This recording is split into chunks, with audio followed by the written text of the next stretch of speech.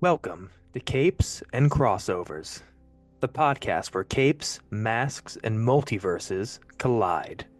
Not with fists or fandom wars, but with heart.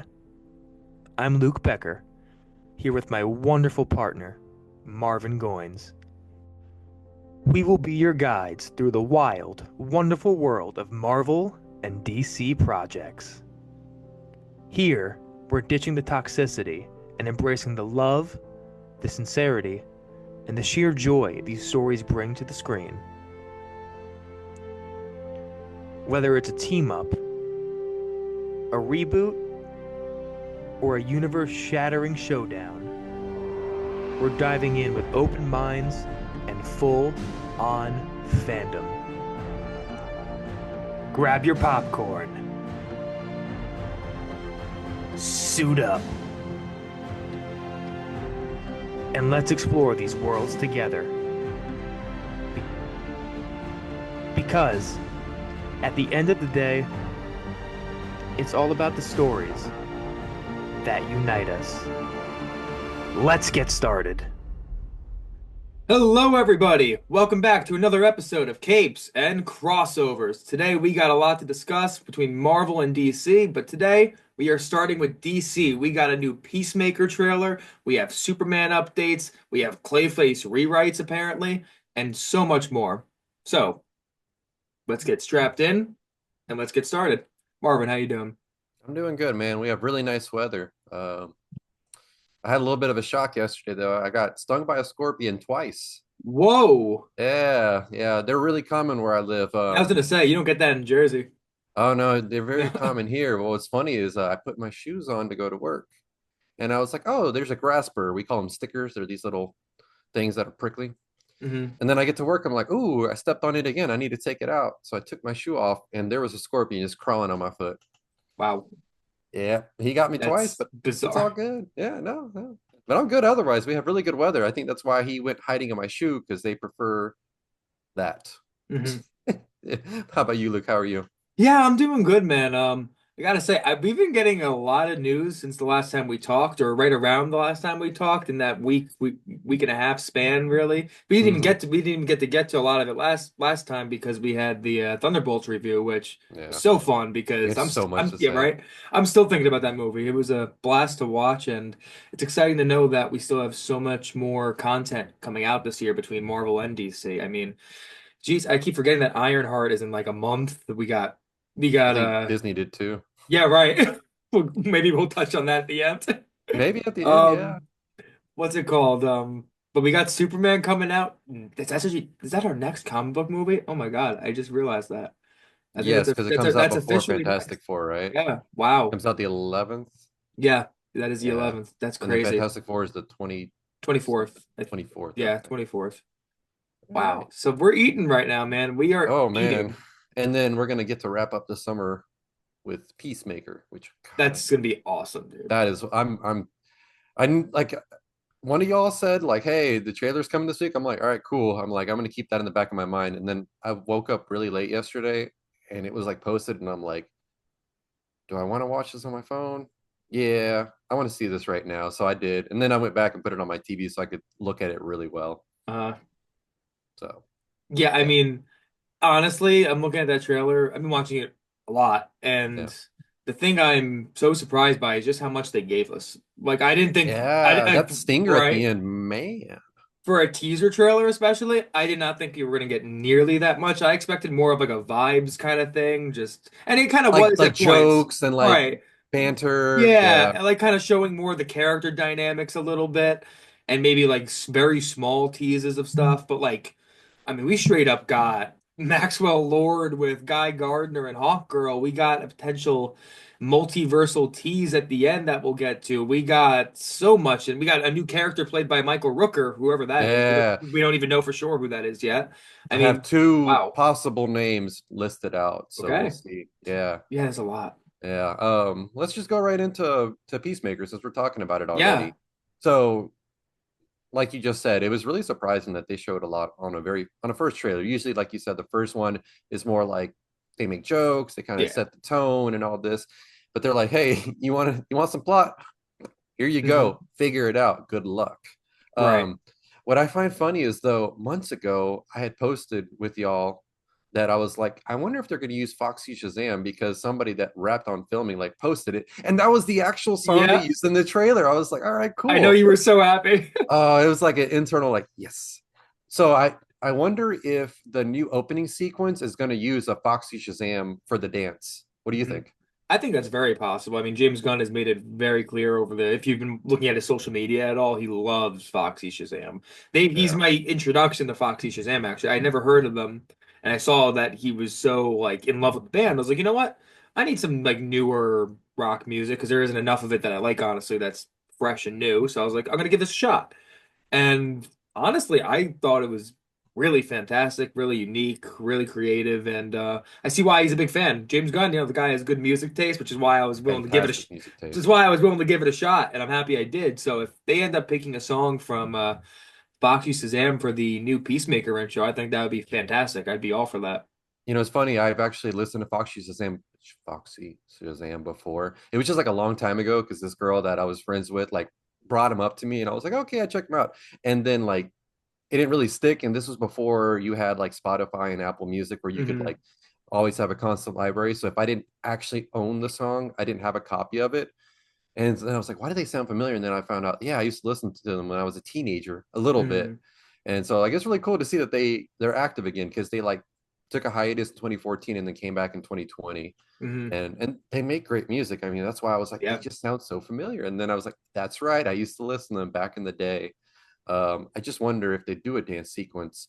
I wonder if it'd be like anything remotely like the other one where they're like, front facing camera and kind of choreographed, or if they're going to just do like an entirely different concept where like, because this one is kind of fourth wall breaking Hmm. a little bit. Like they're looking at the camera, they're aware, Yeah. they're working in a group. So if they do something entirely different, I'd love it. Just to see what dance moves, to see how they go with it, and whatever song they pick. Hmm. Um, going right into it, Michael Rooker. The things people are saying is that it could be Snow Flame, which Hmm. one of the best comic names I've ever heard in my life. Right. I love it. Um, like and the visuals around him looked really cool. Like you Yeah. see all the stuff kind of firing up, like it looks great. And that's one thing I appreciate, that anything James Gunn has ever put out, the visuals are always top tier. Hmm. I've never said like, oh, that CGI is weak or anything. I could never ever have that as a criticism for anything he's done. Suicide Squad looked amazing. Same thing with Peacemaker season one, all Guardians movies. Um, Creature Commandos is an outlier because it's animation, but it's still The fantastic. animation looks beautiful, though. But Yeah. the animation's nice. Yeah, that's Right. what I'm saying. Visually, it looks good, and you know, it's. I'm excited for that. I want to see exactly what he's up to, and I love Michael Rooker, so it's cool that he's back again. Although Hmm. it's kind of crazy because he was in the Suicide Squad with, Peacemaker in it. So I'm wondering if he's part of this timeline, this new one or whatever that we see hinted at, or if he's part of the old one and they're just kind of like resetting Yeah, there's a lot to talk about on that end. We'll save it because we got to discuss the whole ending of that trailer, and there's like for sure. a lot that could mean. I've been going back and forth on it. I'm looking forward to that discussion. But as far as Michael Rooker, my first question is, how is James Gunn going to kill Michael Rooker this time? Uh, Um, that was my first that is thought a good question. because he has killed him, I think, in every project he has had him in. It's He's the been Patrick Stewart of right. DC. Like Guardians, it's been Suicide Squad. He died in another movie James Gunn did, Slither. Oh yeah, he Um, did. Yeah. and there's probably even been more than that. I just don't know the others off the top of my head. But those three for sure all had Michael Rooker dying in them. I'm gonna say that Isn't he in trend. Superman as well, or am I wrong Um, in this? no, no, he's not in Superman. Okay. I think he specifically said he's not in Superman, though people theorized he would be. And I guess that's because probably he has this role in Peacemaker. So it's interesting though, like you said, as far as the continuity goes, because we had him playing a different character in the Suicide Squad, and it's very clearly still Michael Rooker's face. Like, there's some exceptions sometimes. We've seen like with Sean Gunn, let's say, where let's say he's doing the Weasel. yeah, or a GI robot. Like those are characters you can play and still play a human character with your face. Sean Gunn So, did GI Robot. oh yeah, that was him Oh, too. that's right. Alan Tudyk did Doctor Phosphorus. Yes, correct. Yeah, yeah, yeah. So Makes sense. like he has the flexibility to play already three different characters in the DCU, which I'm sure, some people are like nepotism and all that. But hey, I love what It's he's not like done. he's a bad Right. I, actor, I you have know. loved so far what I've seen with those two characters. In Creature Commandos especially. I actually just rewatched that show the last Mhm. few days and oh my God, Same. I still love it. I honestly still really love that show. And I'm excited to see what he has planned for Michael Rooker because he's a fantastic actor and I love how James Gunn continues this trend of I'm just going to pull characters that you've never heard of and make them really cool. And Yeah. this is going to be most likely yet another example of that. Yeah, because I no familiarity Yeah, with the character no. whatsoever. And like somebody said it's possible that he's like Apache Chief, which I think is a character, Yeah, or just an Apache Chief, which that's a whole nother conversation. right. Um, so you know, the big thing about Peacemaker is that he killed Rick Flag Jr. Like that was the big pivotal moment in the Suicide Squad where he kind of comes out and says, "Hey, actually, Amanda Waller has me here to make sure that this gets, to completion. So I'm going to kill you to make sure that the mission gets done." And now you have Rick Flag Sr., who's in charge of Argus and is probably going to want to get his revenge for killing his son. Hmm. Um, but it's I'm a little confused by it all because the only Yeah, reason why I say that is because I think I if know he's in why. charge of Argus, wouldn't he already know where Peacemaker is or have the capability of doing it? Like, did the 11th Street group go rogue and split off from Argus?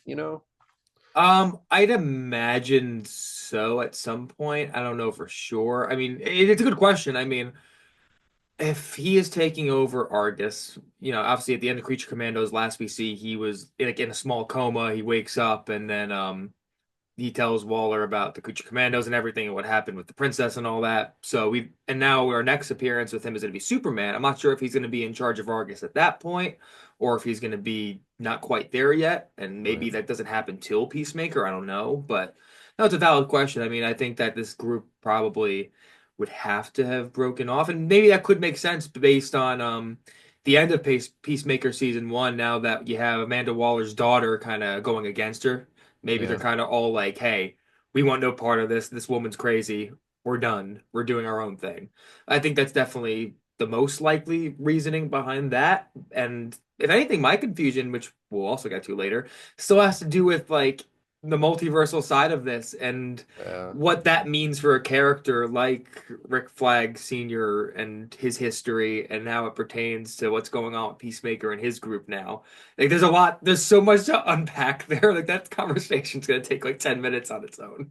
Is Amanda Waller in season two? Was she in the trailer? Did I miss it? No, no, I didn't not see yet. her. Okay. But No. like they have to address that, right? I mean, that was the big thing at the end that like Yeah, they revealed that she does what she does and right.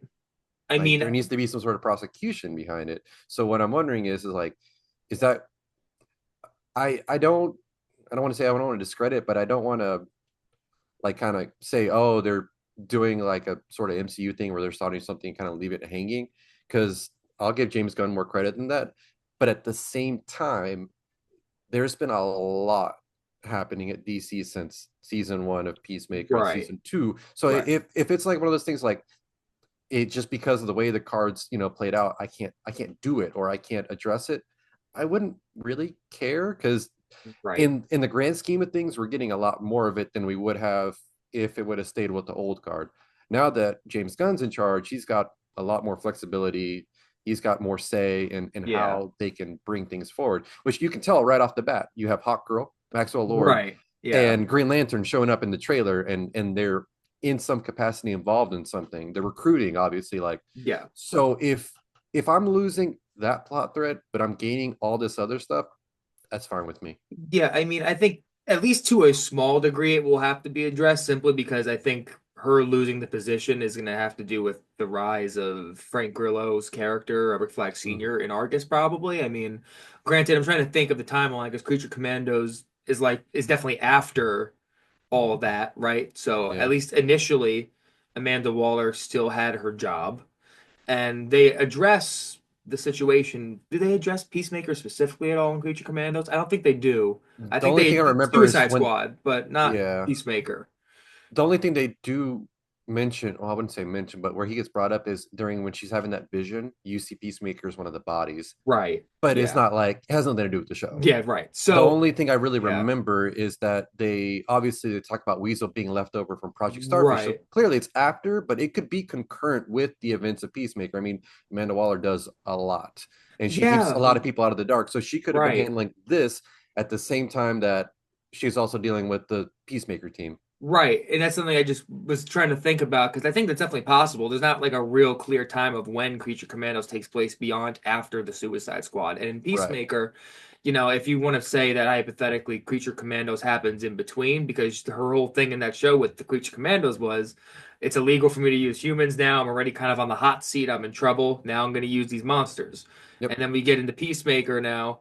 The bigger issue is that things get exposed to the public, and now that's going to be why kind of forces their hand. She's going to have to step down from her position. That's Mhm. when we're going to get Rick Flag Sr. going up to that position. And probably in the show, Waller, whenever that hopefully happens, because we know that is going to be a project that kind of deals with the fallout a little bit, seemingly. That's probably going to address more of how she's personally dealing with that on an emotional level, no longer being in a position of power, I'd imagine, what that means for that character that's so used to being like in control of literally everything and knowing everything. Like, I'm sure that's the one thing I'm excited about with that show, to see what Viola Davis can do in that kind of situation for that character. But yeah, and I agree with you though. It's definitely a loose end that I hope they at least tie up a little bit in Peacemaker, even if they just give it a little bit of a mention and it's clear that it's going to be handled a little more in Waller. I'm cool with Mhm. that. Just make it clear enough. So one thing I just thought about as you were speaking and it came to Mhm. mind, um, I have a reason to believe, like timeline wise, I'm not going to sit here and like give you exact dates, Yeah. but I'm pretty sure that part of the reason that they put Rick Flag Sr. in charge is because of the events of Creature Commando, seeing how he handled the crisis. So they're Hmm. probably like, all right, we need you to handle Peacemaker and this and that, and probably also stuff dealing with Superman. Like, it's starting to seem that they're actually. I'm going to give James Gunn credit because he did it from the beginning with Guardians of the Galaxy. That he's going to tie all this together, and when it all clicks into place, it's going to be like one of those, yes, Yeah. this makes sense, this works, this is concise, it works well for the stories, and in the end of the day, it brings it all full circle. So I don't know anything, which is Right. honestly one of the best things in the world. That I'm like, I have no idea what happens in this show. I have Yeah. no idea what's going to happen in this movie. Like, it's gonna be great because you're gonna see it all click into place and be like, oh, okay, like nothing's leaking, and you'll be like, cool, that's actually really enjoyable, rather than like reading a text description or something and being like, how's that gonna work? And that kind of ruins it for you. Versus like, I'm gonna sit down in July, watch this movie, and be like, that's what happened. I'm gonna sit down in August, watching TV and be like, that's how that happened. And when it plays out, and it always plays out well for Gunn. I mean, Right. everything I've seen from him has been incredible. So I'm Yes. looking forward to that. Yeah. Um, Hmm. so I want to shift to the ones I mentioned: Hawk Girl, Maxwell Lord, and Yes. Green Lantern. That Wow. that was quite surprising. I mean, like, yeah, it's not surprising that he brought in people from the DCU, but like, it's funny that he gave them a speaking role in this Right. trailer when they didn't in the Superman one. Which I'm not saying it as a bad thing. It's just like it's funny that Interesting. the Yeah. first time you hear them talk and be in character is in a Peacemaker trailer. Hmm. And I thought the dynamic was pretty fun. Like, I like James Gunn humor, so that was great. Right. To see them sit there and be like, "This guy sucks," like just to say it outright, that this guy sucks, and it's so funny because I feel so bad for Peacemaker. Like, he really has tried to reinvent himself and make Right. himself something more, and he did. He saved the world in season one, but it's just funny that now he's trying to like move up in the world, and they're like, "Nah, you're good. We really don't want you." When Adebayo in the car is like, "They should be doing backflips to recruit you." Hmm.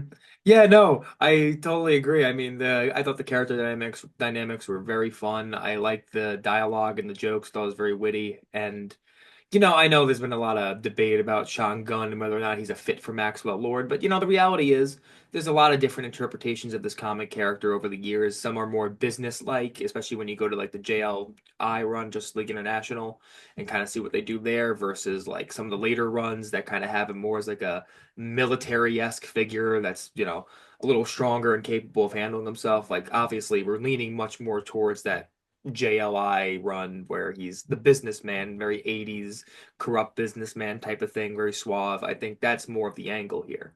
And if that's the angle, then I think Sean Gunn is at least capable of doing it. Absolutely. I need to see more.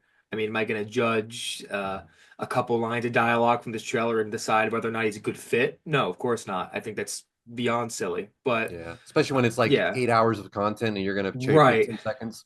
Exactly. And I don't even know how much he's going to have in the show. That might even Yeah. be his only scene. I don't know. Yep. Like Yeah, it's I very think it's possible. I think it's very possible. And I will say though I'm going to make my call right here because I'm 95% sure this is going to happen. And this is also relating to something we talked about right before the show. We talked about a while ago. There's a character, White Bunny, it was, right? White Rabbit. White Rabbit, sorry, Bunny. Yeah. White You're good. Rabbit. That is going to appear in Peacemaker, and she recently posted the actress on her story that she is going to be at episode one. Now, episode one is probably where this is going to happen with the Oh, for JLI, yeah, sure. with this Maxwell Yeah. Lord scene. So, my expectation is that we're going to see a bunch of different rejected people beyond just Yeah. Peacemaker, It'll be like and that Deadpool 2 scene. right, Yeah, that's yes, what I was thinking. and we are 1000% going to get our first look at Booster Gold. Like Okay. 1000% we are. You're putting it out there in the world. Okay. Okay. 1000, there's no way we Oh, don't happy, because happy. like this character, like we've heard about the rumored casting for a while with Kumail Nanjiani, like that goes back a while now. We already know the James Please Gunn. be true. Please be real. I stand Please, by it. please, I think that'd be please. He is great. so funny. He Like, would be great. have He'd be you so ever great. watched Silicon Valley? No, I haven't.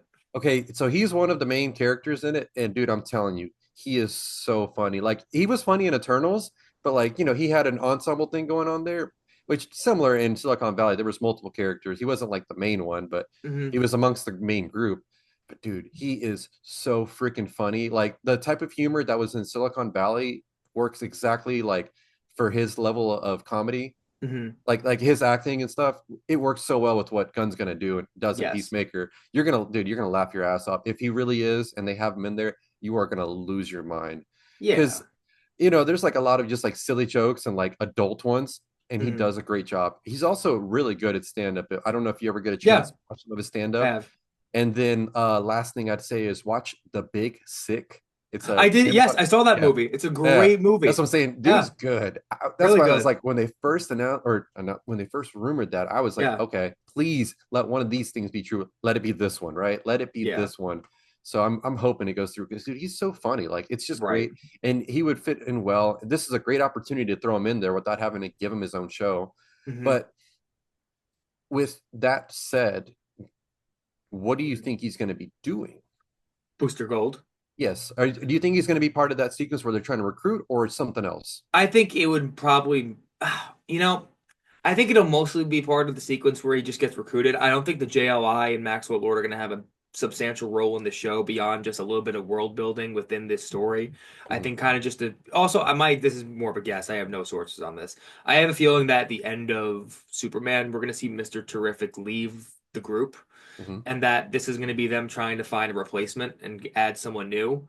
And they're going to be Uh, going through a roster of different people. And this is going to be why Peacemaker's there for this audition. We're going to see Booster Gold among them. And Booster Gold might end up being the person that Maxwell Lord picks. And that'll be kind of how we move on into his show one day. Because, we already know the rule that James Gunn has said. He has said that with any character, they are only going to be cast by the director. I'm not going to be the guy that casts for every project if I'm not directing that project. That's not how I'm doing things. right. So, considering Booster Gold is clearly still a bit out, and we had this rumor from a pretty good source, regarding him being cast, it made you think it has to be in a project that's not Booster Gold. And he's also not denied it yet because he's very quick to Right. say that's not Yes, true. he has He not hasn't denied said, it. he has just left No. that alone. So yeah, Right. okay, So if he's going to be in anything, I think this is like everything's pointing to this project right now. right. After this trailer, especially. So I think 100%. I'd be shocked if he's not in this, honestly. I would be. I don't know if you noticed, but when they were like pulling in, when Adebayo's pulling into the spot. Also, why does Peacemaker never drive? What the hell? Oh, yeah. He drove his car like to when they went to go have dinner and stuff, but like why did the people always driving him around? What the hell is that all about? But anyways, when she pulls in, you can see a sign that says Crank Toys with a Krank. Did you ever play the Batman Arkham series Yeah, games? yeah, that was one of the buildings in the games, right? Yeah, so I just like little things like that. Just bringing kind of a little bit more connective tissue. Not my favorite phrase to use, but it's there. Yeah, yeah. Yeah. So let's get to the the meat and potatoes of this trailer is that final. So Yeah. clearly they're running away. So for those who haven't seen the trailer, you should go watch it. But anyways, what happens is Peacemaker and company are running away from something. I'm assuming Argus and Rick Flag Sr. And so then he goes to his dad's house, right? Augie Smith, who is the White Dragon who he killed in season 1. Hmm. And he's got that pocket dimension in that lab of his, and he opens a door, think like Monsters Incorporated, Yeah. and goes through, and then he kind of comes into this trophy room, and you see stuff of his, like you see like trophies and I Hmm. think newspapers and Yeah. headlines and stuff. And then all of a sudden you see a second Peacemaker hold a gun up behind his head. So to get to Hmm. it, multiverse, or is it pocket dimension, or like what are you thinking here? I went through a couple phases of thought here. My Okay. initial thought when I first watched it was, oh my God, this is going to be DCU Peacemaker trying to kill DCEU Peacemaker. And the Peacemaker we know, being from that original timeline, is going to kill the new one and take his Take his place in place. this timeline. That was my initial thought. Okay. And as I've kept going back to this trailer, I keep trying to like find more puzzle pieces here about like how this could work. And in the trailer, you also see like him or a Peacemaker in that suit, the new suit, rushing out of that room in the pocket dimension with Adebayo holding him. You see Harcourt and Diebeard. Vigilante. Yeah, Oh, Vigilante, I was gonna say. Vigilante. Yeah, they I were said both. Diebeard. I'm Yeah, sorry, like John Economos. they looked like they were all running away from something and that they all just got hurt. They were all beat up kind of badly, especially Peacemaker himself. Mhm. So my question is, if that's the case, is this going to be like that group from the DCU thinking they're getting the original, like their Peacemaker when it's not really their Peacemaker because it's ours? Or is that going to be like ours ends up killing the DCU one and the rest of the group happens to be there and they end up following him into this pocket dimension after and they're like, hey, what's going on? Peacemaker's like, we gotta go, and they end up storming out and they all land in the new one, although I think that would be too convoluted. Honestly, I think it ends up being just Peacemaker ends up making it, or this is a whole other subplot within this story where Yeah. we're gonna see Peacemaker kind of just get a look into another world where his dad and he ends up working full time with his dad, and his brother is still alive. I think just based on some of the behind the scenes stuff we've seen with the murals of Hmm. the White Dragon, Peacemaker, and then another unknown person who I'm willing to bet for sure is his brother. And Yeah. originally I didn't think it was because I was like, how could that even make any sense? But as we're getting more context and more clues to really look into, I'm like, okay, the multiverse is at play in some capacity, so now it's definitely possible. It's just whether or not that's a subplot or whether or not this is all part of the new main DCU. The only reason why I doubt it a little bit is because James Gunn made it clear that this is not like the timeline change is not going to play a big part in the story. He said that it will be addressed, but it's not going to be a big part of the story. And I feel like if it was going to be a scenario where Peacemaker is coming into the DCU and he sees a whole new world where his brother is alive and his dad is someone that's still alive and they were working together in this other iteration, it's like that would be a pretty main part of the story as Peacemaker comes to terms with that. I mean, that would be like the story, if anything. Mhm. So that's the big doubt I have regarding that theory that I know everybody is posting right now. My gut's telling me it's just going to be a subplot and we're going to address the timeline change in a much smaller James Gunn kind of way with a joke about Peacemaker hallucinating, the Justice League being there, or something like that. That's just there's a lot to unpack from what I said, but that's kind of where He my did head's lose a lot at. of blood there at the end. I mean, he got his bucket rang a couple Right. times. So, I mean, you could just say it was a concussion, or what do you call it, exhaustion. All you could pick A lot of anything things, really. yeah. Yeah. One thing I think about is that, is there a possibility that when he goes through that door and goes back through it, he's trying to go back to his main one and then ends up in the DCU one? Yeah, I mean that's definitely possible. I wonder if there's even a scenario where like he's in the room and after he takes out this other peacemaker, he was gonna go back to his naturally, but then maybe he sees like, oh my God, my brother is here. Like he's an adult, like he sees him in the pictures, like he could tell it's him, and he ends up saying, I gotta stay here, I gotta figure out what's up. And then he ends up getting stuck in this new DCU. He makes the sacrifice knowing I can actually undo what I did. I can save my brother in a way, and that ends up being a part of the plot. But again, that's like such a big part of the multiverse plot, though, where it's like that's why I doubt it because it goes against what Gunn said, and I'd be Yeah, surprised if he yeah. misled people to that degree because that's like a major difference. Another thing to notice, because I'm looking at it now, there is not just one door in that room. Yeah, no, no, not at There's a all. lot of panels, and then they all have like a little keypad sort of thing on the side. So I'm like, this could be like a Back to the Future situation where he brings in the wrong thing or whatever, and God knows what happens. Hmm. I'm wondering if this other Peacemaker has traversed, through this pocket dimension, through the doors, whatever you want to call it. You know what I'm saying? Right. The Like, one there's just thing, sorry, I didn't want to oh, go ahead. interrupt. I was going to say the one thing I am sure of though is that for whatever reason, we are going to see our Peacemaker put on that Peacemaker suit because we're clearly going to the perspective of a Peacemaker in that suit during the show. There's a couple clips in there where we're clearly focusing on him, whether it's with the group or escaping with the group. And it's like if that's like we wouldn't do that if it wasn't our Peacemaker. We're not following the other one's perspective, I don't think. I'm like 100% sure we're not. So, for whatever reason, our Peacemaker is going to put on that suit. Now, that tells me he is going to be undercover in some way in this new world. Again, the question is more of is it the DCU world he's entering, or is it a subplot with a different universe where he's going to get something out of it? I think it's one or Yeah, the other for sure. I I think that's definitely the plot, though. I leaned on your second one simply because, and this is gonna be weird, but Yeah. the scene with Harcourt, she's like Hmm. super aggressive and like being told like, "Hey, you've got like toxic masculinity." Something tells me that's not the Harcourt we've been watching. Interesting. Okay. He may be assembling these people from different universes because he may have lost them. God knows who knows what happens to him. Because she just acts so different, and then he's talking to her, and she's like crying. So I have a feeling there may be something else there. But I don't want to dwell on that too much because we could sit here speculating for Yeah, the like rest of the. forever. I could Yeah. talk about this for a minute, just kind of getting into it. So I mean, it's cool. Like we're gonna see two peacemakers. That's gonna be fun. We're gonna see Yeah. one that's like fully enveloped. That's this is essentially going to be kind of like Loki, like where you have the Loki that's been transformed and this one that might be up to speed. So very exciting. Like we've been talking about Peacemaker here and there as we've been starting this podcast, and I've always been a big fan. You can go back and listen to the podcast I did with the Cosmic Circus 4 years ago, 3 years ago, and man, I talked it up. And what's funny is it still holds. I have a Yes. friend that doesn't care about comic book movies in the slightest. Like he's like he'll watch it for his son, but he texts me every once in a while. Hey Marv, do you know when Peacemaker's going to come out? I want another season of Peacemaker. I love Peacemaker. Yeah.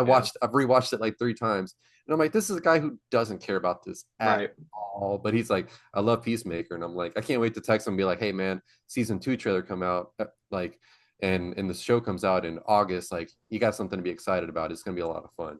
Hmm. And like, it's genuinely like I remember I ranked it probably as even above some of the Marvel shows. To Oh, me, yeah. I think it's like Peacemaker the was the best. best Yeah. comic book show out of any of that I've seen. Don't get me wrong, Yeah. Loki is fantastic, That's but the like, only one that I think I could at least make the argument for, and that's about it for me at least. I mean, yeah, not counting like some of the Netflix stuff for me at least, because I really love like Daredevil so much. I'm such a big yeah. fan of that show. But otherwise, though, No, to me, no. Peacemaker was hands down the best comic book TV show that I've ever seen. There you go. Out of modern day. I I mean, don't like, there's blame you. I don't yeah, blame no, you. it was just very complete, start to finish. It picked up Yes. a character that was put in a movie that I really liked as well. Like, it all just worked for me. And God, we have waited so long. What Peacemaker season 1 came out 3 years ago, 2022, Yeah. 2021, I think something like that. 22. And it was like, man, I've just been waiting so long. So I'm so glad it's finally coming. Like, and what's fun is like I have so much to do this summer that by the time it comes, it'll be quick. I mean, Hmm. we're already almost halfway through May right now, and it's like, wow. So it'll be here so quick. Yeah. So the next thing is Clayface. This is Right. something that you have a lot of thoughts on. I don't so much because I haven't been paying much attention. I just understand that uh Flanagan. Hmm. Yeah, okay. I just Yeah, want to make Mike sure I Mike got the name right. Flanagan. Mike Flanagan, which I've never seen anything he's put out because horror is just not my thing. Hmm. But I can understand the hype behind it. Like he's someone who handles this type of themes, characters, the setting. Like this is his wheelhouse. It's something he's fully capable of doing. So I guess people are panicking a little bit because there's Yeah. rewrites, which I think rewrites are a very standard thing in Uh-huh. everything. I mean, like Right.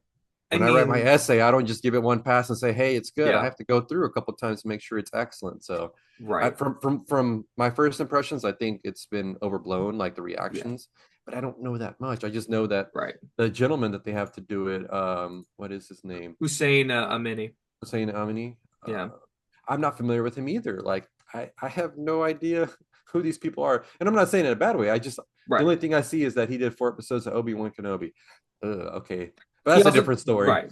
He did the movie Drive, is what people really credit him for. Oh, okay. That Yeah, that was Drive is that good. yeah, That's good. that was a biggie. But Okay.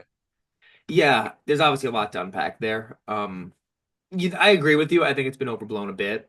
Ultimately, it could mean so many different things. I think it probably means a few things, but people were very hyped because Mike Flanagan has said for years, like pre James Gunn, that Hmm. he has wanted to do a Clayface movie. Okay. This is a project he has been passionate about for the longest time. So James Gunn just kind of saw the opportunity, like, hey, this guy wants to do a Clayface movie, and we're kind of taking pitches as they come along. Like, Right. why not give him a shot? And this is where I think there's definitely some misinformation out there to some degree because it was made clear that James Gunn had said himself that Flanagan had a few passes at the script. It wasn't like he gave him one draft, they took it and they greenlit it. And Gunn has already said himself the script has to be finished for him to actually greenlight it. How Doesn't mean there refreshing. right. It doesn't mean there can't be changes after, obviously, but there has to be a finished script that they can say this is the final draft at this moment we can address later if we need to, but right now this is it. Then they can green light it. So Yep. I think if I remember right, Flanagan gave three drafts. The third one is when Gunn was like, "Whoa, like this is incredible. I have to green light this." Hmm. And then, they wanted Flanagan to direct it, but his schedule just couldn't allow for it. It wasn't really an option. He's doing the new Exorcist movie right now. He got that franchise, which is huge for him. I mean, for a guy like him who's so into horror to play around with such an iconic franchise, I mean, beyond happy for him. I think he's going to do something much, much better than what we got with the previous iteration of The Exorcist. And to add to that, because of that, they ended up getting James Watkins to direct. So a Right. different director that didn't write this movie. So naturally, he may want to have his own little touch on this script. It doesn't mean they're going to necessarily change the emotional beats of the script. I don't think that at all. It doesn't mean they're going to do any major overhauls. And this is where you have some differences in the reporting. You had the one writer from Nexus News, Apocalyptic Horseman, who has reported on a lot of DC stuff. His report for a while has been that they are simply doing a director's pass with this script and that they're going to go through it and Watkins is going to have his chance to change little things to help him meet his vision while also not compromising Flanagan's vision. Hmm. And then Jeff Snyder, who I despise, um, I've noticed. he's I've seen your replies on his tweets. he's just such a slimy person, Yeah. and he can just never admit when he's wrong about anything, Hmm. anything. And I hate egos like that. It's just the worst thing ever to me. But regardless, though, he has made it very clear many times here. This is a major overhaul to the script, and that Mike Flanagan gave in a very, very rough draft to James Gunn. And I call bullshit on that, on both things, especially the rough draft part, because I don't think Gunn would do that. I really don't. That goes against what he has said, and I do believe him in this instance. And on top of that, why would you do a major overhaul for a script you liked enough to green lights? Like, what are you changing majorly? The only thing I can really see them changing are, again, little things to meet Watkins' visions, and maybe if they decided post this script being greenlit, hey, like our Batman stuff is getting delayed further than we want. We want to add in more teases to that world and Gotham and what maybe even have Batman appear in some way in this movie. So we're going to rework some little things that incorporate that into the story without sacrificing Flanagan's vision. That I can even see. That I think is possible. And maybe, hey, if you consider that a major overhaul, then sure. Maybe that is a major overhaul.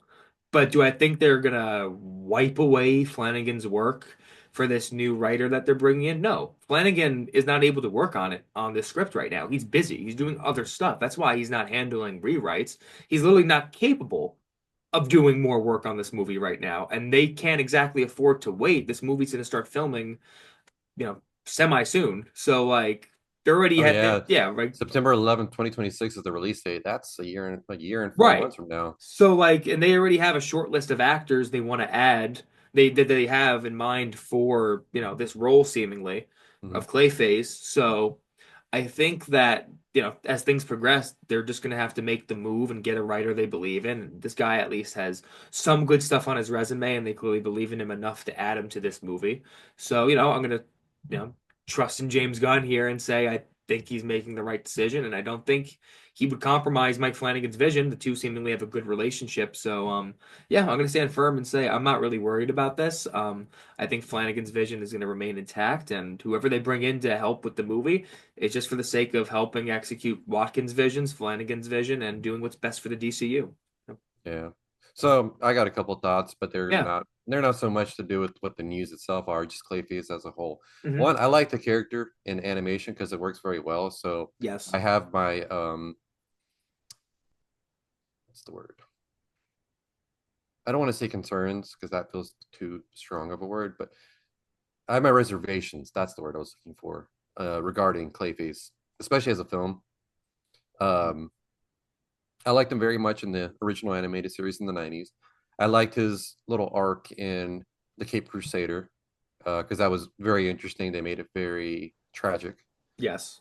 Um, so I'm not exactly like thrilled of the whole concept of it because in my opinion, I don't think it has enough pool to do super great and make a whole lot of money because it's known to Batman fans and you have to be a Batman fan, not a DC Yeah. fan, but a Batman fan. So I'm like, I just don't see this. I don't want to say it's going to fail. I just don't see it succeeding at the level of like other things would have done. Well, it's not going to be like a Joker. A Joker made Right. $1 billion Right. as a villain movie in the Batman world, but that's the most iconic villain in like almost all of anything. Basically, he's Yeah, up but there, so it's different, yeah, obviously. I see this kind of like the equivalent, not the equivalent, but it's similar to like what Sony did by like doing Venom and doing Craven and doing Morbius. Like that's how I'm viewing this, and I'm not saying it like in a bad way because I at this point I have more trust in DC than I ever did in Sony, but Yeah. that's a reasonable take.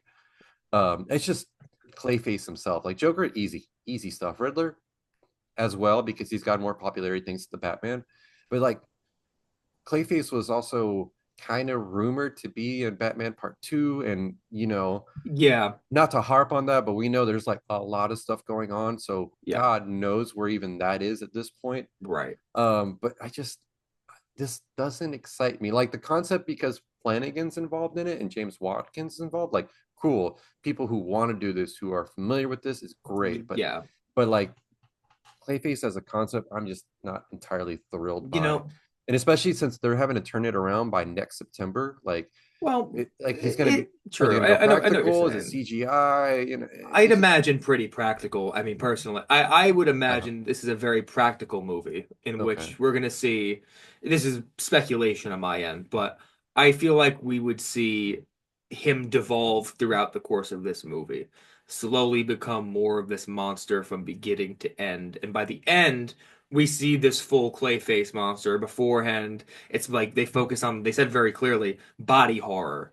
Like his body is slowly going to be deforming throughout this movie, I think. We're going to see the Okay. tragedy of that. This man losing his humanity, losing this life he had. I think Yeah. that also two things they can really hope for here is A, they obviously need to rebuild trust in this brand. I'm not saying they're going to get to this point that Marvel had where, hey, it has the DC label, so they're going to make money. I don't think it's going to be that simple, but I do Right. think that if they can at least establish trust again with this next slate of projects before Clayface, being Superman, And Peacemaker Supergirl. season 2, Supergirl, Lanterns, all beforehand. I Yeah. think that will at least help a little bit with the box office here. But also, the one thing I will give this movie, it has a very small budget. It has a Yeah. very, very small budget. I think about $40 million. Oh wow, that's If I okay. recall, that's where they're at. And horror right now is in a place where it's very, very successful as a genre. In fact, Yeah. a lot of horror movies are making a lot more than their budget because of the fact their budgets are so small. Yeah. 40 million is, I will say for a horror movie, somewhat high. But if you mix in the fact that this is a DC movie, and if they are smart, well, this depends on what they're planning, but if hypothetically Batman was in this movie, hypothetically, That was what I was going to bring You up, but I'll know let you they do are it. going to add him into the marketing, even if it's just for like 2 scenes he's in this movie. They are going to put a major tease to let people know, hey, the new Batman is going to be here. If you want to see him, go see Clayface. And look, I don't think you even need that to sell the movie fully, but if you want to go the extra mile and get all the money you can, they're going to do that if he's in the movie. 100% they are. So I think if you factor in all those things, the low budget, the genre they're working in, hopefully the rebuilding of the DC brand and the potential Batman inclusion. Potential, obviously, who knows. But I think there's a lot that could work out for this movie on a level of critical success, but also box office success. So we're gonna have to see what happens, but I do believe that there is a world where this movie could do very, very well. And I'm happy that James Gunn is actually taking this route where he's willing to make movies that are in that lower budget bracket. I mean, a comic book movie being made for $40 million. When's the last time something like that happened? I mean, I don't know if it has happened with that low of a budget at all. Quite honestly, like off the top of my head, is there Maybe one? phase one. Like even phase one, 40 million though? That's like low, low. Like I Yeah. don't think even like a Captain America First Avenger or Thor, like Thor had so many Maybe special effects, 85. like Yeah. those had to be at least close to 100. So like Yeah. this is very, very low for a comic book movie. And I'm happy that, if it means that we can do something more creative and get a little ambitious because of this low budget, and do projects that are maybe out of the norm, then I'm all for it. I'm hoping that this works because you know what? The same principle applied with the Sergeant Rock, which obviously right now got pushed. But it was the same idea, though. It's not your typical comic book movie. It's a genre piece. This is a war movie that happens to be in the DC universe, and I think that's how they're going to market Clayface a lot too for people. Like, forget it doesn't matter if you're a DC fan. Are you a horror fan? If you're a horror fan, go see this movie because this is a body horror movie with a great director, a great writer, and hopefully a really great lead actor. That's, I think, how they're going to hopefully get people and kind of differentiate themselves from the Marvel Cinematic Universe. Yeah, I think it would be fun meta wise, like, using the angle of him being an actor and seeing what they could do with Yes. that. But it's funny, I was gonna ask you, do you think Batman shows up? And then you got to that point. Yeah. The other thing I wanted to add is they also have a multi-episode arc of him in the second season of Creature Commandos. I mean, he made a pretty, you know, big impact there in season one, like when he Hmm. overtook a couple characters and the whole thing. So I'd wondered if they were gonna, I'm sure they're gonna follow up on it, but like how much? But it looks like he's gonna have a decent amount of screen time in season two, which very exciting because it was well done. Like I was like, oh wow, I knew something was up, but then when like they actually revealed it, you're like, Yeah. dang, that was really well done. Like you got me there. Hmm. Yeah. Absolutely. So it looks like Lanterns is getting very close to being finished. I know there's a couple of actors that have wrapped. James Hawes, Yeah. like he posted something from the WB lot, like saying I wrapped, which doesn't mean that the whole show is finished, just at least his parts are done. So it looks like Lanterns is just getting close to being finished. Hmm. I'm pretty excited about it. Like, the more Yeah. I hear about it, the more I start to see. I'm like, this is gonna be one. Like, I keep saying, I'm like, I feel like this is gonna be a sleeper hit because it just Yes. on paper it sounds so good. Execution is a whole different story, but like everything going into this has me actually excited because it just Hmm. sounds so absolutely left field compared to everything else that's happening. Yes. Yeah, I mean, they're clearly diving into the Green Lantern mythos a lot here with the inclusion of all these different characters, whether it be our leads with Hal Jordan and John Stewart, also having Sinestro coming into the fold here in some way, which is so awesome. And the Yeah, fact that we probably have a lot of Green Lantern characters that are being hidden, quite frankly, I mean, and that we don't know about. I think there's going to be a lot here. I think we're going to go into the cosmic side a bit while also still having this grounded down to earth story, in the American heartland. I think this mystery that apparently is going to have to do with the wider DCU storyline they're building, it makes you wonder what could it be? Could this be a Blackest Night kind of thing? Could this yeah, be something totally different? Like could it have to do with the center, another villain that people or kind of villain, force of evil kind of that it was rumored for the potential storyline they're building up towards. There's a lot of things that this could be, and that's part of the intrigue. I think we're going to find a balance here between a very grounded story, a very cosmic story, but also a very integral story within the DCU that doesn't feel like it's all about building to the next thing necessarily. It just happens to fit within the story they're telling. And I think that's where James Gunn is being very smart about its approach. I love this quote, and I think it applies here. The concept of world building versus story building. You know, DCU, ironically, so far there's going to be a lot of connected stuff early on with these characters. You know, I mean, Green Lantern, specifically Guy Gardner, Green Lantern's going to be in 3 projects early on. We're going to Yeah, right have, in one yeah, year. right. We're going to have Frank Grillo's character, Rick Flag Sr., he's going to be in 3 projects himself. And, you know, there's definitely some layers of continuity here that are really cool. But it's more about the fact that it's world building, though, that these characters are present, that they're around, and that they're there for a reason. It doesn't have to do with we're trying to build towards X goal or X thing. It's just the way it is. This is just the world. And I like that a lot. So, Green Lanterns, man, I'm happy that it's so far along in its production. I love the whole team involved. I love everything we've seen thus far. I think it's going to be a really, really great project. So, you know, I'm ready. I'm ready for it, man. It's going to be Yeah. awesome. And now we know that Supergirl is getting Yes. close, is completed or something. But a couple of Yes. days ago, Yeah. apparently they cast Alice Hukin as a Sklarian Raider, which in the comics they are space pirates, and Right. they're all females, so that's pretty cool. Like it'd be kind of cool having a female lead and then having female villains as well, or maybe not Hmm. villain, but some sort of antagonist. So it looks cool. I mean, the Yeah. more I hear about Supergirl, the more excited, and I'm trying to like kind of not hear too much so that I can enjoy the surprises. I've yet to read Woman of Tomorrow, but I will find time sometime this summer, and I Yes. will sit down and read it. I know you've spoken Yes. in ad nauseum about how much you enjoy it, and Yes. I loved your recommendations so far. So I've got to follow through with that. It's just sitting down and doing it is Yeah, I the know. saying I Like, want to do it, but I'm you're sure right. I can knock it out in one evening. I'm a fast reader, so but I'm excited about it. I mean, it's kind of Yeah. cool to have a superhero who's got powers of a god, but still has like It's cool. relatable. Like like Yeah. she's an alcoholic. Yes. Things Yes. bother her. Like I Right. like the whole concept of Supergirl. So I'm excited to read this. I definitely will and give thoughts next time that we sit down and talk and tell you what I think. But Yeah. for No, now, I'm I don't with have you. much to add. I'm just excited. I'm loving that this is happening and that they have such a cool like really really cool cast. I mean, you got Millie, you've got Jason Momoa as Lobo, David Yeah. Krumholtz. Like it's gonna be fun. I think that one's gonna be the big surprise of next year. Yeah, you know, I'm going to be bold and say I think there's a chance it could even be better than Superman, honestly. You know, I really do believe that because just the source material is so rich here with the Yeah. story, man. Again, like you said, I can speak forever about it, but it's such a brilliant story, and I'm happy that they're not just gonna because you know the big issue that so many people for years have with Supergirl, some of them just because they didn't know the character well, but they look at her and they think, oh, this is just Superman but a woman. It's like no, that's Yeah. not the No, character. This is a she's very entirely different different. character, especially in this iteration. I mean, this one more so than others. Like she's such a jaded character, such an angry character with so many issues and frustrations. I mean, she had to watch like I think Clark had the luxury of not watching and remembering the planet dying. You know, Kara in this iteration, she saw the planet die.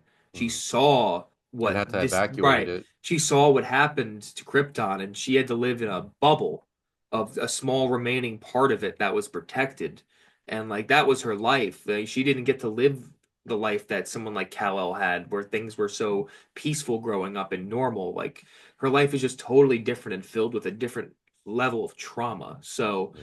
the fact that she has those differences is what makes her so special. And I think that being able to see that in this story is going to be so awesome, especially when we have such great filmmakers involved. I mean, Craig Gillespie, I think he's a great fit for this. I mean, if you've ever seen I, Tonya, I mean, I haven't. and Cruella too, actually. I like Cruella though, He so knows yeah. that No, he knows how to do a good female lead. That is for yeah. sure. So I am excited to see what he can do with Millie Alcock here as Supergirl, and also I think they're gonna have some beautiful, beautiful cinematography and shots and locations. I mean, they just filmed in Iceland, and I saw Millie Alcock post an image of I guess behind the scenes of them there, and oh my God, like the scenery is absolutely gorgeous. I mean, It's a very beautiful I cannot country, so yeah. wait to see the stuff that they shot for this movie. So I'm ready, man. It's gonna be great. Yeah, no, like it's gonna be great. I can feel it in my bones, and Yeah. I'm rarely wrong on those. So, yeah, that's DC not in a nutshell, but Yeah. overall, where it stands right now, there's a lot. It's really cool to see it now that we're living in a concurrent world where there's a lot going on with DC and Marvel, to where like you constantly have stuff coming out, and it's not like what I really appreciate is that right now DC isn't rushing to catch up to Marvel like what they tried to do with Justice Yes. League the first time, which I understand why they did it. They saw dollar signs. I don't blame them as a business Uh-huh. person. I get it. I just, they forsake everything else in the pursuit of money to where I still enjoy sections of that DC and what it gave us because it also gave us things I really enjoy. Like, I got to see Henry Cavill as Batman. I got to see um Henry Cavill as Batman. Batman, Whoa. Superman. Man, I'm Now that's a casting. Imagine that. Superman. Yeah, no, Ben Affleck as Batman. I mean, it was Yeah, fun. yeah. Like I liked portions of it, Me and too. it led Yeah. us to getting into Peacemaker, which is one of my favorite characters. Right. But like I remember I went and saw Batman versus Superman. I don't want to say like opening night, but like that week. And I just remember walking out of there like, what the hell did I just watch, man? Like, I understand what they were trying to do, but like this felt so like we need to get that Avengers money. We need to get that Avengers money. So like it's nice now that they're like, no, let's take our time and make good movies and we'll get there eventually. And when it Hmm. does, it'll be great. Yeah. So and then right now with Marvel, you've got them doing a lot of cool stuff. I mean, Thunderbolts, we talked about it last week and we Right. both loved it. I love it. I have no notes. I literally everything worked for me. I really enjoyed everything about it. And you got Fantastic Four coming out this summer, which is going Right. to be really fun, really awesome. They're shooting Avengers Doomsday right now. Yeah. Like there's just I'm excited, man. We got that Eyes of Wakanda show that's going to come out at some point this year, which I'm also looking forward to. I'm a big fan of animation, and I like the whole concept of seeing different generations because that was one thing I loved about the Black Panther movies was seeing him speaking to former kings of Wakanda and former Black Panthers. So like it's going to be cool to see other ones in action. Hmm. So with that being said, like I want to shift over to some Marvel stuff, Yeah. which there's been two. One, okay, the other one like big deal, Yes. which we'll save for Yes. last. But I mean, as a fan of the Bear, it was really awesome seeing that they brought on Tina, which her name is Liza Colon-Zayas, which Hmm. she's great in the show. Yes. Her episode in season 3, Napkins, that one and Forks, I rewatch those like every other month just because I remember when I lived in DC and I was having a hard time getting a job. And it was like so relatable because it just, the struggle of saying, oh my God, I feel like I'm doing nothing. I'm trying, but nobody's giving me that pushback. And she did such an amazing job showing that. So I'm excited to see that she got brought on to Spider-Man. I mean, Hmm. I have no idea what she's doing. I'm not going to speculate because everybody Yeah. on the internet keeps saying, Rio Morales It's or like, a who teacher. And I'm knows? like, Who I, knows? I don't have the energy for that. Me neither, honestly. But the fact that they're bringing on really great TV actors, because she Yes. does TV, Sadie Sink did TV, and giving them a chance at a big movie. I mean, Spider-Man is a big franchise. You're going to put her in front of millions upon millions upon millions of people, Hmm. and people are going to look like, I wonder what else she does, and it brings them to the Bear, brings them to Stranger Things, other stuff. Like I Hmm. always love when something is a launch pad to something else where you learn more about it, Yeah. and this is going to be great for her. I'm just so happy, so proud, and I'm excited. Like, she got an Emmy for that role. She did an amazing job, and she deserves this 100%. I don't know what the role is, but whatever it is, she deserved it. Yeah. 100%. I mean, both of them are incredible actresses, Sadie Sink and our other one now. I mean, both. This is a great combo to have here in this movie. Go making that leap from TV to movie yet again. I mean, Sadie Sink obviously has been in some movies. I mean, The Whale being the one I know her for from films at least. But Brand New Day is another level, man. I mean, that is a blockbuster on in every sense of the. Wait, yeah, Brand New Day in every sense of the word. I can't talk today. Oh my God. In every Hey, sense, this is a you're not the one that called blockbuster. Henry Cavill Yeah, Batman, right. so Oh you're my God. good. Yeah. But I'm really excited for these two. I think they're gonna kill it. I don't know what roles either are gonna be in really. At one point I remember with Sadie Sink we had so much multiverse speculation, but who even knows if this is gonna be multiversal at this point? Because this movie might be grounded. I don't know. I hate that word so much now. Oh my God. But Grounded street level. I don't even think people understand what grounded really is. I actually found a really good thread on Reddit that details what grounded really is. And this was in the writing subreddit, and like the dude wrote a whole essay, and it's great. I sat down and read it, and mhm, I think people when they think grounded, they're just like Non-cosmic. Not, yeah, that's exactly what I'm like. Oh, so he's not going to space and fighting Thanos. Like, right? You could still do that and it'd be grounded. You just have to understand what the concept of ground really is. But I'm not here to school anybody. And if you want that, I'll send you the link so you can read it because it is actually very fascinating. Yeah. Um, but as a concept, like I just love the title, Brand New Day. Yeah. Although it just makes me a little scared that they're going to make the last one of the trilogy one more day. Please, for the love of God, One more not, day. do not put that evil on me, Ricky Bobby. We Please got do not do brand that. new day the next day and then one more day. Oh man. If they do one more day, I'm just nope, nope. I'm blocking everything. But yeah, no man. I'm excited for this movie, but it almost feels pointless to speculate when nobody knows what this movie is right now. Yeah, yeah. Nobody. But I mean, it's exciting, and I'm hoping that we see a couple more castings ramp up. I always like seeing, hey, this person's been cast. That's cool, man. 'Cause especially when it's like people I really enjoy. I mean, Yes. she's a great actress, so I'm very excited to see what she does, and all the successes to her, and Yeah. much more. So let's move to the last one because I know you have a lot of thoughts. I don't have as many, but I'm still excited about it. That Jake Schrier, who was the recent director of the new Avengers, aka the Thunderbolts asterisk, is now being looked at to direct X-Men for Marvel Studios. Now, I do love the fact that they got him because he did such a great job at Thunderbolts that I have 100% faith in what he can do with the X-Men. But at the same time, I'm like, X-Men feels so far away that, Right. Well, but I'm, is I'm it glad is they're it locking him though? in. I don't know. I genuinely have no idea. I'm trying to like kind of just see things as they come. I'm trying to go back to Yeah. like 2017 when I found out about stuff is because I just happened to be like in a movie theater and it's like, oh, there's an Ant-Man and the Wasp movie coming out. I legitimately stepped away from the fandom for like a couple after like I want to say Civil War. So I was kind of like Mhm. whatever. And it was fun because man, it'd be like, oh, surprise! I watched Black Panther. Whoa, Bucky showed up. I had no idea he was going to be in this, right? And Mhm. so, like, I'm hoping that I can maintain that for a bit. I know it's a little hard nowadays because we're all pretty connected to everything, Yeah. but like it this is exciting. They got Michael Leslie writing the script right now, which I remember that was announced like I feel like last A year. while ago now, yeah. Yeah, yeah. So I mean, it's good. That means they're working on it early, which gives them plenty of time to get things right. Right. Maybe they can. No, I was gonna make a Blade joke, but it's not worth it. Um, yeah, I mean, this movie is probably going to be the first one after Secret Wars that I'd imagine. I think this Okay, will be the very first one after Secret Wars, and not that's Blade. Sorry. I had to do it. oh, poor Blade. The jokes are just like the Taskmaster jokes now. It's just like it's just sad. Beat him to Um, death. yeah, David Harbour. Oh, who's your favorite Thunderbolt? Taskmaster. Everyone starts laughing. He's like, "What?" It's so funny.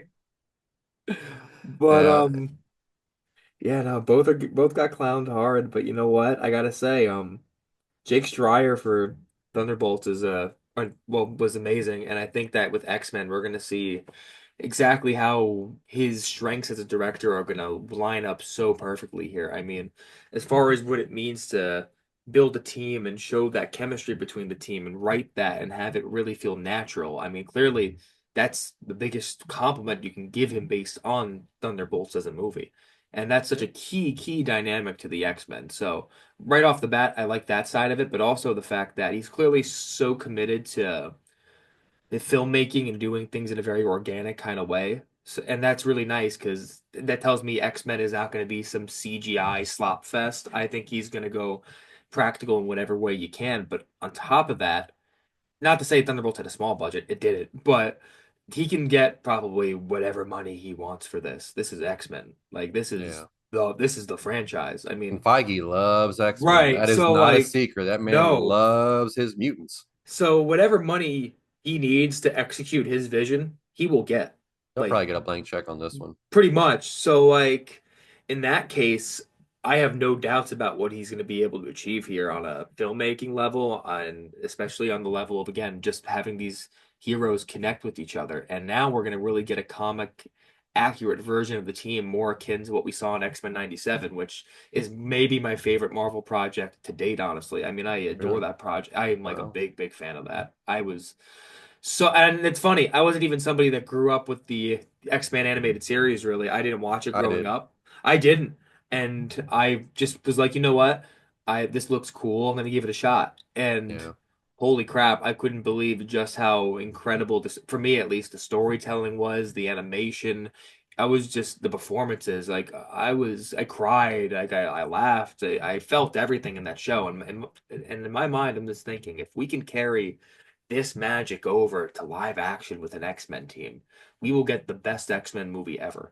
And we can beat Days of Future Past, which I adore. Like that's a movie I love. We Great can, movie. but we can beat that. We can do that. I believe that's possible. Fox did some great things. They did some not great things. They've done both. But I mean, they had great casting. There's some lines right. that go so hard. Like Oh one of my yeah. favorite things was in X-Men: The Last Stand, where they're like, "Where's your mark? If you're a mutant, proud." And and and Magneto Oh goes, yeah. "Oh, needle will never pierce this skin again." And you're just like, Yeah. chills, chills, chills, because these kids had no idea, and, Right. and the way they phrased it was so great. Like, I don't need moments like that because I already have them. But it'd be Right. cool to see like if they can do something to that effect with mutants as a whole. Um, but one thing that really excites me is that Drake Schreier knows how to handle an ensemble. I mean, it's not like, oh, you just have one superhero like Yeah. just Captain America or just Iron Man or just Thor. You've got multiple people, and not just the main kids. You also have Professor X, and you have other professors, and you've got Wolverine off to the side. So like it's a big task. I have to say Mhm. that like Oh and yeah. it's not easy. Like that is a No. lot to juggle, and you have to make them work organically, not just be like, all right, let's insert Professor X because we have to have X amount of time of him on screen. Like there's a lot that goes on in this, and that is a really high compliment for them to look this far forward, right? Because by your estimates, Secret Wars comes out 2027. Yeah. Yes. Okay. So then that means they would shoot for a 2028, 2029 release. Like that's crazy. That's 4 years at the max out. 4 years from now. So in that time, they would have to find a bunch of kids, get them in the roles, get a Hmm. script written, which they're already working on the script, which is a good Right. sign. And then also kind of find out how to blend in whatever happens after secret during and after Secret Wars. Hmm. And honestly, I wouldn't be surprised if these mutants show up in Secret Wars and Hmm. that be the gateway into this new post Secret Wars universe and how this is what the Marvel universe looks like now. So Hmm. if they're getting him now, that's a Right. really good sign that they're working a little bit forward towards getting that because he's Hmm. going to have some involvement in who he wants to cast, I'm sure. Oh yeah. He has So, to. so like it's seeming to me that they're like actually connecting it so they can move forward beyond Secret Wars, which looks great. Yeah. And you know what? I think that looking ahead, we're probably gonna end up seeing this movie film like at some point in 2026, they will probably film the new X-Men movie. Like I would You say that's think? pretty likely. I mean, off the top of my head, they've already been working on the script for a Right. while now. And well, I think what, summer 2027 is Secret Wars. Hmm. So I don't think they're gonna do what they did with Endgame and like be like, hey, we're gonna have a total year off and do nothing. I think they want to jump right in, honestly. I think they want to get there as soon as possible. I think it's part of the reason why we're also kind of rushing through this end of the saga a bit instead of trying to flush things out a little bit more and fix some of the mistakes. They're kind of like, we want to get to that next step already. Let's just get there. So I think they're not going to take any time off at all. I would bet fall 2027 we will see an X-Men movie, and I think that they will film that in 2026. So yeah, we're not that far off when you think about it that way, if that's the case, and I do believe so. You're saying kind of like with how is this isn't the exact same scenario? It's just a similar one, kind Uh, of like how we had in game, and then we had Spider-Man kind of follow up afterwards to see what this world was like post snap, post Tony's death. So like, so the effects are kind of felt. a little bit. I mean, in the sense What I'm that saying by like, release dates. That's what I'm right, saying. Like by we have release Secret dates, Wars and yes.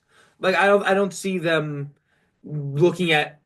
I almost don't even see them looking at like something as, oh, this is gonna be like a big gap we need after the end of the epilogue to get into the next saga. Like I think in their mind this is end of saga, start of saga. Like okay. we're not even doing let's address the in between.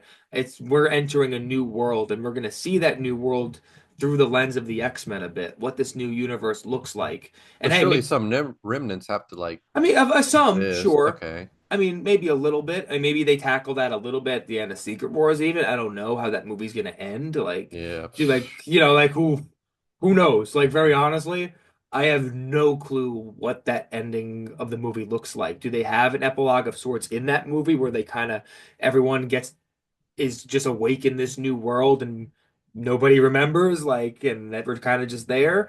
Like, what does that ending look like, and how does it relate to where we go next if X-Men is next? Like it's questions that are above my pay grade. I have no idea, and I'm very interested to see how they can handle that cleanly because I want to see it handled cleanly. Because man, I am so excited at the premise of another X-Men and getting new characters in that group, getting new villains in this world, especially like a Mr. Sinister, who I think is going to be next. I think that will be our X-Men villain for this upcoming movie, which would be amazing. I would love that so much. So I'm here for it, man. Yeah, no, it's exciting. I opened up Twitter just to look at something, Yeah. and looks like someone asked James Gunn, blink twice if the Oh, I Superman saw trailer that is too. ready. Yeah. And yeah, it looks like he kind of, which makes sense. I mean, the movie's 2 months out. It just, I don't know if people understand how marketing works. You have cycles, there's phases to it, and how certain things will work. So, like, Hmm. you know, Oh yeah, we didn't even talk about just the marketing for that movie. I mean, we can eh, briefly. I just want I to mean, say I'm very happy right now that they're treating this as such a big event. Like yeah, that really makes me happy because I think the movie needs it, but also on top of that, like no, this isn't meant to be an insult to like Fantastic Four at all, but like there's a clear difference in how the marketing is going for this. Like Fantastic Four, we've seen two trailers and we've had a couple fun little marketing things on the social media, sure, but like that's kind of as far as it's gone. Like Superman, we're seeing the Dairy Queen thing. We're seeing the massive ad with the NBA now. We yeah, that got was a we big have one. we had the whole Puppy Bowl connection to connect crypto and dog lovers. Like they're doing a lot with the But marketing here right now.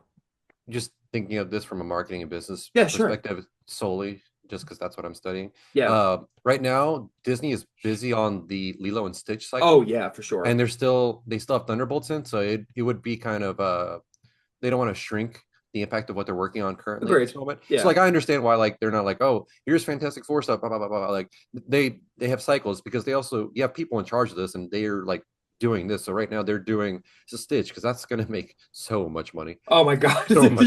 I That's can already gonna be tell. Movie's nuts. going to be like one of those. You're like, huh? No, I didn't think it was going to be this good. No, but it's going to make a lot of money regardless. It's going to Right. make it's going to make so much money. I can already tell.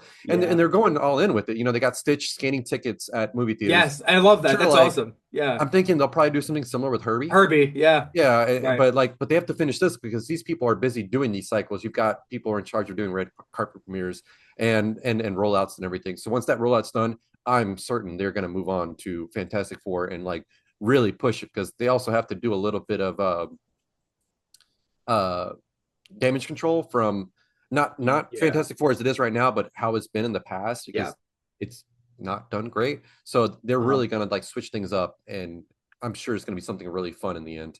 And then as far as Superman, they also have different segments because that's Warner Brothers, and they Hmm. own so many other different things. So like Right. the NBA thing is like such an easy play for them because they own TNT. Yeah. Like oh, we're gonna do it in house, and it works great. And I mean, like look at what Disney just did with Stitch. They literally had Stitch doing that new Avengers poster and taking over Yeah. it, That was which cool is as hell. great. Yeah. It's good I love that. synergy. I love when marketing is effective and well executed, and that's one of those cases where I'm like, this is why you guys are literally the biggest studio and one of the biggest corporations on the planet Hmm. because you do this so well. So Right. I like the way Superman's doing it. They're doing it Yes. entirely different, and it works because right now there's a lot of eyes on the NBA. There's so much going on within the playoffs and the finals that like people are watching it. It was funny because yesterday I was at work and I'm like running out of the kitchen and I look over and I see Superman and I see Jason Tatum and I see all that happening and I'm like, I wonder how many people that had no idea about Superman just Right. saw that and are like, there's a new Superman movie coming out. Yep. Let me go find out about this. And And then that's how you you're get right. that like engagement because it's like a lot of sports fans are also comic book fans, but not all of them like are super dialed into everything. Yeah. And this is them to say, whoa, Superman, I love Superman. He's a recognizable hero. And using the angle of from the director of Guardians of the Galaxy, whoa, the guy who did Guardians of the Galaxy, Yep. like there's a reason why they always put that in front of trailers, because Hmm. people, it invokes, you're going to think, oh, I loved Guardians of the Galaxy, maybe I'll love this. I Exactly. mean, it's psychology and marketing at its finest, and I'm looking forward to see what they do with Fantastic Four, and I'm looking forward to see if they have more marketing for Superman, because what they have so far, I really like it. It's good. It's good. Yes. I mean, doing this reminds me of the early 2000s when you would have a Burger King tie-in. Yes. I remember back in the day they had like the Spider-Man toys. Dr. Pepper had cans that had um, Spider-Man and Green Goblin, and like that's just classic, and it works. I mean, little kids are going to be like, "Ooh, mommy, Superman," and they're going to spend money on it, and they're going to want to watch the movie. It works. I mean, you don't. No one spends this amount of money and effort because it's non-effective. You do it because it works. Oh yeah. I mean, and the other thing I gotta give credit for here so far, which says a lot. I think that this is probably gonna be my hot take, and I've gone back and forth on this. I've gone haven't known, and I don't want to make this a competition because I really want both movies to do so well. I Mm, do. I have a feeling Superman is gonna make more money. I do. And I've gone back and forth on that. There have been times where I was like, I think the that's a brand. safe bet. I wasn't always sure though, honestly. There were times I think the other way. I'd be like, you know what? I think Superman is going to have some things they got to overcome. Fantastic Four, I think, has the Marvel brand hopefully on a high note after Thunderbolts, and I think that people are really going to love the trailers. So I think they have a good shot. But you know what? I have a strange feeling that some people are underestimating just how strong the brand of Superman is going to be this time around. I really Superman's do. huge. He's been around for Right. literally 100 years. I mean, Yeah. he's known. I'm not saying this in a slight against Fantastic Four No, because they are no, very not popular, at all. but Superman is on another level that people Right. do not just comprehend. The even like old people, they know who Superman Yeah, is because they've exactly. seen so many iterations on television, in animation, in movies, like Christopher Reeve. Like there's a lot, Yes. and it always saddens me when I see people try to diminish that, because Superman as a character is an embodiment. I mean, it goes into politics where he gets referenced. You Yes. know, Hmm. um, I am blanking on his iconic phrase, "justice." Truth, justice, in the American way. Yeah. Yes, yeah, and I mean that's big, Yeah, big you're totally right, dude. And you know what? I know this is just something I thought was interesting, but they have that like quorum awareness chart or whatever of like the basically the level of awareness for all the movies. Superman is right now on that chart fourth. Right now. behind. It's behind Mission Impossible, Jurassic World Rebirth, and Lilo and Stitch is number one. And you know what? This shocked me actually. On that list, Fantastic Four is not in the top 10. Really? No. Number five is How to Train Your Dragon. Number Yeah. six, this is surprising. Wicked for Good, which is really That's not surprising. surprising. No, that movie made over $1 Um, billion. Karate Kid Legends is seven. That one actually surprises me. Megan 2.0 is eight. Wow. Yeah, Well, no, they've been showing that trailer a lot, and yeah. it was in front of Sinners for me. So yeah, a lot of people saw that. Freakier Friday is nine. Yeah, but And some yeah. of the things, like looking at that list, is like there's a strong nostalgia factor, Oh, for sure. because looking at like half of them, they're either remakes or something Yes. else. Like Mission Impossible Yes. is one of the biggest franchises film wise ever, Jurassic which World I'm too. Big yeah, major Jurassic franchise. World, yeah, Right. like which. Yeah, I'm gonna go see Mission Impossible, the next one, on Monday. I'm Hell going to a yeah. screening in Dallas. I'm very excited. It's gonna be a lot of fun. Uh, but then you have Jurassic World, which is Spielberg. Spielberg is Right. he's his own category, man. Yeah, I know. You can't put him in with anybody else. Yeah. And Jurassic, regardless of how that other trilogy did, it's still a big name. You hear those five notes, Yeah. chills every Yeah. time. And then Lilo and Stitch. And but like Yeah. funny Childhood show, like nostalgia. I mean, yeah. looking at half this list, is like this is stuff we watched when we were since we were little, while we were little. How to Right. Train Your Dragon, also a remake of something that came out Yes. 15 years ago. So like these kids that were teens or young are now like a little bit older. Of course they're gonna want to see it. They love it. I love How to Train Your Dragon. It's great. Uh-huh. The only one, like you said, that really surprised me is Megan. Like, wow, that's Right. good for them, right? Yeah, And then you absolutely. have Karate Kid, which again, nostalgia. And then you're bringing Jackie Cobra Kai, Chan, you have to and you have like, Cobra Kai that's yeah. been giving a lot of traction to it. So like a lot of these things make sense to be where they are. But the Right. fact that Superman is fourth, That's huge. it's not just huge, but it's not too surprising because he is just that popular. And like that's before we've even released the first official trailer, Or technically. yeah, Like full trailer. the full trailer has not come out yet. We have barely had any dialogue released for this movie. On Yeah, top just of that that, 3 minute like clip. right. And the marketing is like really just starting over the last week to like really hit into gear. And I Yeah. think it's gonna kind of go strong the rest of the way, really. Mhm. So it should only get in front of more eyes right now moving forward. So like it's gonna I think that movie's gonna make big money, man. I'm not saying Oh, it's it's gonna good. make a lot of money. Like I'm not saying it's gonna make a billion, but do I think it's definitely gonna make 700 million, honestly? Unless the movie was like terribly received. Yeah. I think it's definitely gonna make like at least 700 million. I really do believe. Even Batman versus Superman, I think made 863 million or something. Right. And it's So like just on the title alone, not the fact that it was a movie, but you're like Batman versus Superman. Excuse me, I'll take 2 tickets, please. And then you go and watch it, and it had one of the worst drops from week 1 to 2 of all time, yeah, but it still made $863 million. That's a lot right. of It's a money, lot. and it wasn't even a good movie. Yeah. Now imagine you got Superman, new Superman Yeah. with all these other characters in it, because like I I like Superman Returns. I know it's not that great, but it was just him. You didn't have anybody else. This movie has a Green Lantern, has Hawkgirl, has Mr. Terrific, has Lex Luthor, has Rick Flag, Yeah. which I mean that's a lot of Right. people. That It's a lot. it's something to get really excited about, because what people forget is that we live in a new age that's a little bit more social media minded. So all these actors are going to be posting, you know, go watch Superman in theaters, blah Right. blah blah, this date, and all these actors have, hundreds of thousands or even millions of followers. That's a huge outreach, and then it Mhm. organically grows from there. Yeah. And you also got I think it has a strong appeal not just to people like us, but I think kids are going to be all over this one, especially honestly. Yeah, they love I Superman. like They I love bright think I colors. have quite literally though. I think just the bright aesthetic of the movie, like crypto being in it, the playful thing dynamic there. Like I think that's going to get more families and kids than people think. Yeah, I have a feeling it's going to be again, unless the movie was poorly received, I really think it's going to make major money.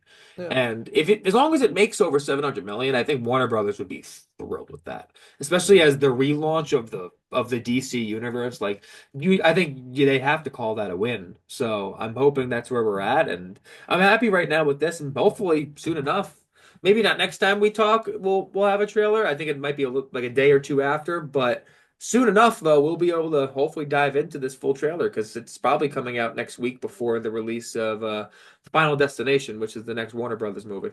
Yeah, but another thing to think about is Sinners is still doing really well. So hopefully they release it sooner rather than later so they can put it in front of it, because people are still going to see that That's a movie, good call dude. too. Because they're Yeah. re-releasing it next week on IMAX for like Right. 5 days. That's what I'm Yeah. saying. Hit that, because people are. Right. It's going to be full. Those All of screenings them are are gonna be full. full. All Yeah, of you're them right. are. All of them are. People will even sit in that front row. They do not care. Like Kugler shows, if you make a good movie, people will show up. Like Yeah. it's That's a great crazy, call. crazy concept. But if you make a good movie, people tend to show up. And especially like if you're gonna put it back in IMAX, as people missed it the first time, like that was a month ago, dude. That Yeah. wasn't like a year ago, like when they re-released Interstellar that came out 10 plus years ago or whatever, and like, okay, here's your chance again. Here's your chance to see Tenet again. Here's your chance to see, like, no, this movie is still in theaters. It's doing so well that people weren't able to see it, that we're gonna put it back in for a few days, which is a very small window. I think it's like the 16th through the 21st. All I Yeah. know is like it's less than a week. That's your time. You Yeah. capitalize on that. Bam, you'll see those pre-sales explode once times Yes. happen. And they're going to say, why? Because I saw it in front of Sinners. Because that's a movie that was good and it came from Warner Brothers. So now I want to see what Warner Brothers is doing with Superman this time around. Yeah, Warner Brothers is having a good time right now. I will say, if they hit on Superman, they are having quite the year so far. I mean, Yeah. between Minecraft and Yeah. Sinners, and now if Superman does well, I think they'd be quite happy with their opening to the 2025 cycle here. Because times have been tough for them. Times Yeah. have been But then pretty they also tough. have Max going off right now. You've got The Last of Right? Us. You Yeah. got Peacemaker coming. You got a rehearsal going on right now. Like they're starting to hit on all cylinders, and it's going to get scary.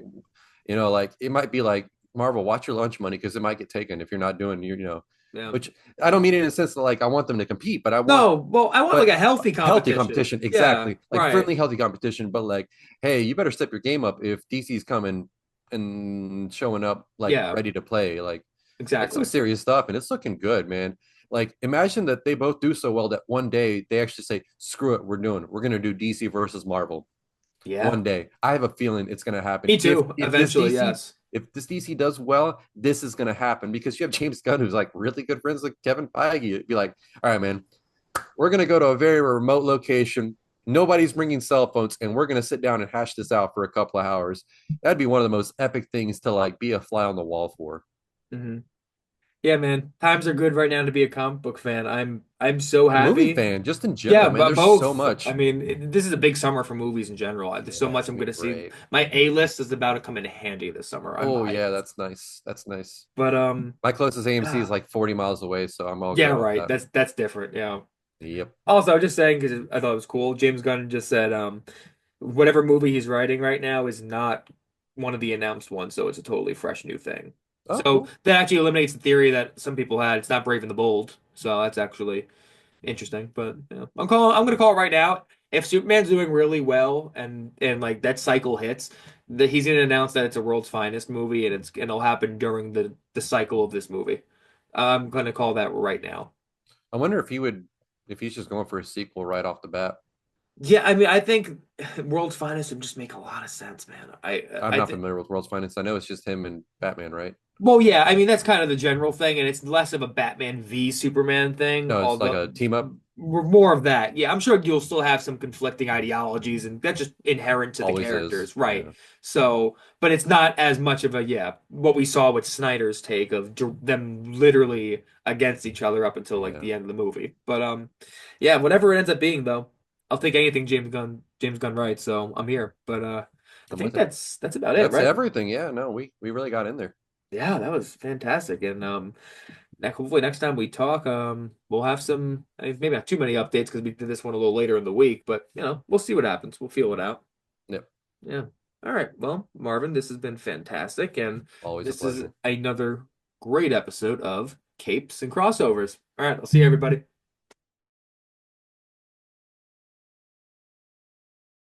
That's a wrap on this episode of Capes and Crossovers. Thanks for joining me and Marvin on this journey through the world of heroes. If you enjoyed today's episode, share it with a fellow fan, and let's keep building a community rooted in sincerity and celebration. Until next time, keep your cape flying high and your hearts open to the next big crossover. See you next time.